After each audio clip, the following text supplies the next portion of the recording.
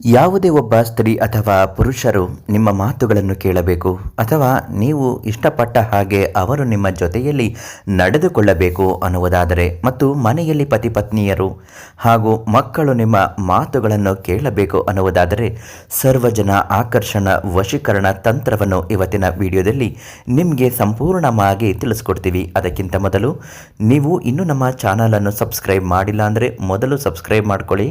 ನಂತರ ವಿಡಿಯೋಗಳನ್ನ ನೋಡಿ ಉಚಿತವಾಗಿ ಪರಿಹಾರದ ಮಾಹಿತಿಗಳು ಲಭ್ಯವಾಗುತ್ತೆ. ಹಾಗೂ ವಶೀಕರಣದಂತಹ ಯಾವುದೇ ಸಮಸ್ಯೆಗಳ ಪರಿಹಾರಕ್ಕಾಗಿ ಪ್ರಧಾನ ತಾಂತ್ರಿಕರು ದೈವಜ್ಞರು ಶ್ರೀ ಶೇಷಗಿರಿ ಭಟ್ ಗುರೂಜಿಗಳಿಗೆ ಒಂದು ಕರೆ ಮಾಡಿ ಕೆಲವೇ ದಿನಗಳಲ್ಲಿ ನಿಮ್ಮ ಪರಿಹಾರದ ಜೊತೆಗೆ ನೀವು ಇಷ್ಟಪಟ್ಟ ಹಾಗೆ ಎಲ್ಲವನ್ನು ನಿಮ್ಮಂತೆ ಮಾಡಿಕೊಡುತ್ತಾರೆ.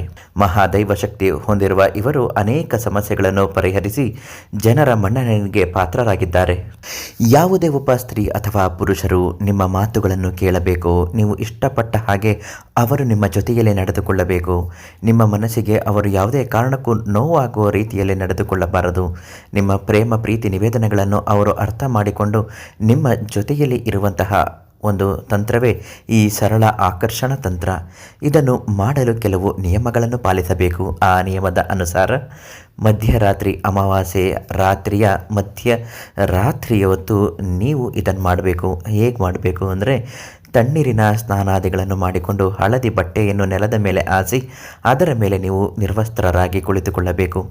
ಒಂದು ತಾಮ್ರದ ಚುಂಬಿಗೆ ನೀರನ್ನು ತುಂಬಿಸಿ ಅದಕ್ಕೆ ಅರಿಶಿಣವನ್ನು ಹಾಕಿ ಅರಿಶಿಣದ ಜೊತೆಗೆ ನೀವು ಇಷ್ಟಪಟ್ಟ ವ್ಯಕ್ತಿಯ ಹೆಸರನ್ನು ಹೇಳಿಕೊಳ್ಳಬೇಕು. ಹೇಗೆ ಹೇಳಿಕೊಳ್ಳಬೇಕು ಅನ್ನೋದಾದರೆ ಒಂದು ಬಿಳಿಯ ಹಾಳೆ ಮೇಲೆ ಕೆಂಪು ಶಾಹಿ ಅಂದರೆ ಕೆಂಪು ಇಂಕಿನಿಂದ ಅವರ ಹೆಸರನ್ನು ಬರೆದು ಕರ್ಪೂರದಿಂದ ಅದನ್ನು ಸುಡಬೇಕು. ಸುಡುವಾಗ ಒಂದು ಪುಟ್ಟ ರಹಸ್ಯ ಮಂತ್ರವನ್ನು ತಿಳಿಸ್ಕೊಡ್ತೀವಿ.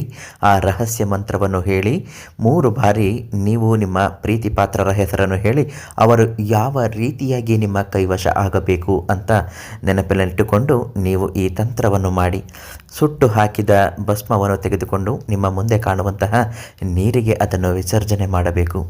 ಮಾರನೇ ದಿನ ಬೆಳಗ್ಗೆ ಎದ್ದು ಆ ನೀರನ್ನು ಅವರು ಓಡಾಡುವ ರಸ್ತೆಯಲ್ಲಿ ಹಾಕಬೇಕು.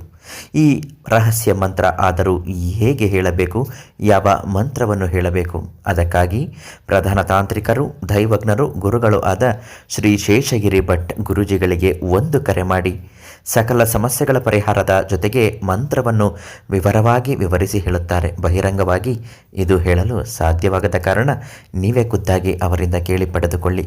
ನಾಳೆ ಮತ್ತೊಂದು ಮಾಹಿತಿಯೊಂದಿಗೆ ನಿಮ್ಮನ್ನು ಭೇಟಿ ಮಾಡ್ತೀನಿ. ಧನ್ಯವಾದಗಳು.